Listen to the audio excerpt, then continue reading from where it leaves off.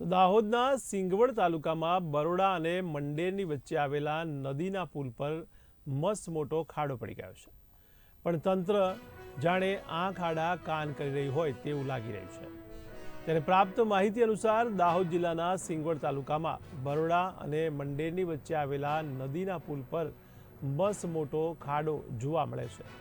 ત્યારે ચોમાસું પૂરું થયું અને કેટલોય સમય થઈ ગયો છે અને શિયાળો પણ પૂરો થવાના આરે છે।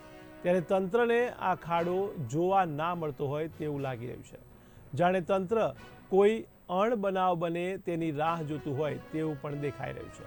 ત્યારે લોકો મોટા ટેક્સ ભરતા હોય છે, ત્યારે તંત્ર જાણી જોઈને આંખ આડા કાન કરી રહી હોય તેવું લાગી રહ્યું છે।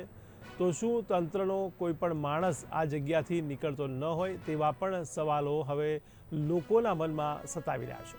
ત્યારે આ સમાચાર પ્રસારિત થયા પછી પણ તંત્રની આંખ ઉઘડશે કે કેમ તે પણ એક મોટો સવાલ છે।